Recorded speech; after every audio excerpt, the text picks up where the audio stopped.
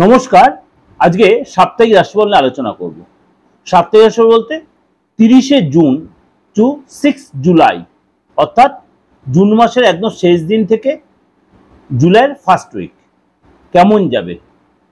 এই সপ্তাহটা কম বেশি আপনাদের প্রত্যেকটা সপ্তাহ প্রত্যেকটা মাসে খুব ভাইটাল, এবং এর সাথে সাথে এই যে সাপ্তাহিক রাশিফলের সাথে অবশ্যই আপনারা মাসিক রাশিফলটা ফলো করবেন আমার এই দিগদর্শন চ্যানেলে, এবং দৈনন্দিন রাশিফলও কিন্তু আমি দিচ্ছি এবং সংখ্যা তত্ত্ব আপনাদের প্রেজেন্ট করছি।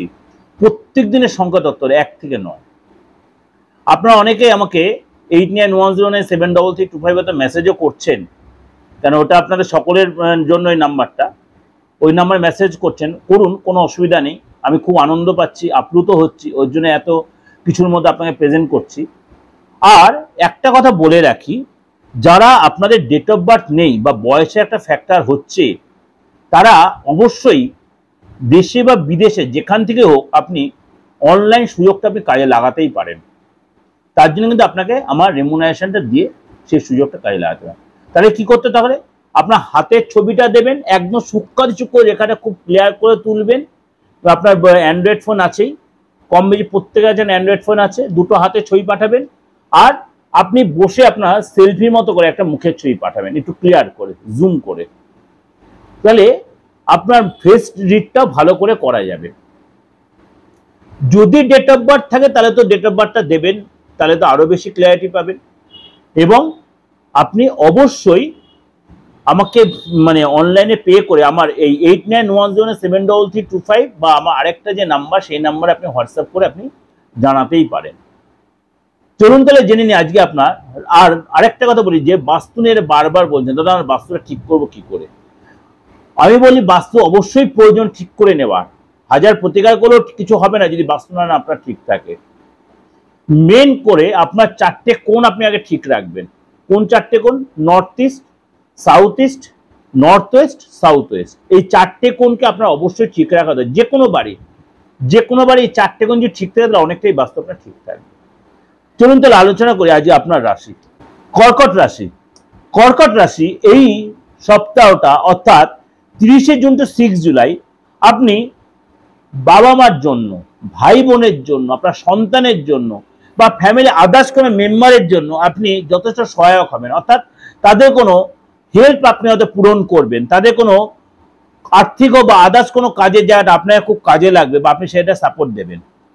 আপনাকে এই সময় কাজের জায়গায় আপনি অনেক বেশি মিটিংয়ে ব্যস্ত থাকতে হবে, এবং আপনি ভাই বোনের সাথে, বাবা মার সাথে কোনো মিটিংয়ে বা আলোচনায় কোনো বিশেষ কোনো কি বলবো টপিক নিয়ে আপনি আলোচনায় ব্যস্ত থাকবেন। কিন্তু আপনাকে বলো শরীর নিয়ে একটু সচেতন, বিশেষ করে পেটের কোনো প্রবলেম, অ্যাসিডিটি, বমি বা আপনার কোনো ফুড পয়জন, এগুলো কিন্তু হতে পারে। বা মাঝে মাঝে মুড সুইং হতে পারে, মনটা বা ভালো মন্দ এরকম হতে পারে, অস্থির হতে পারে।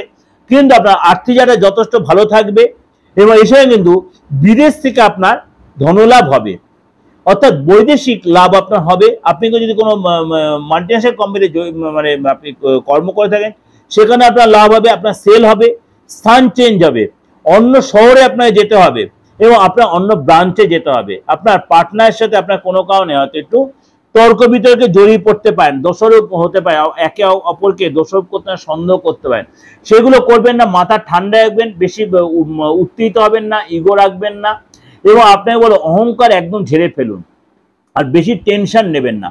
কর্কট রাশিরা ভীষণ নার্ভাস ফিল করছেন, এই কিছু কিছু কর্কট রাশির লোক, এটাকে বলছে আপনাকে মেডিটেশন করুন। বারবার বলছি কর্কট রাশির লোক আপনি মেডিটেশন আপনার জন্য সবচেয়ে ট্রু। আপনি কথায় কথা মেডিসিন নেবেন না, মেডিটেশন করুন, যাকে বলে ধ্যান করুন।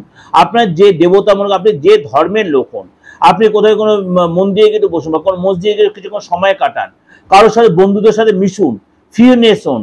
আপনার মধ্যে কেমন যেটা জড়তা ভাব এসেছে, এগুলোকে কাটিয়ে উঠুন, দেখবেন আস্তে আস্তে সময়টা আপনার ফেভারে আসবে। কারণ আপনার ঢাইয়া কেটে গেছে, আপনার অনেক দিক দিয়ে আপনার সময়টা কিন্তু পেপারে আসছে, আপনি অনেকের সহযোগিতা পাচ্ছেন, কিন্তু সেটা আপনি প্রপার ইউটিলাইজ করতে পারছেন না। অবশ্যই এটা কাজে লাগান। এটা কিন্তু আপনাদের ওভারঅল একটা প্রেজেন্টেশন আমি দিলাম, তা সত্ত্বেও বলছি এটা মিলতে বাধ্য।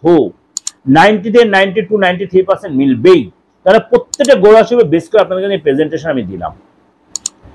অবশ্যই ভালো লাগবে, ভালো লাগলে অবশ্যই শেয়ার করবেন, আর অবশ্যই আপনি লাইক একটা করবেন।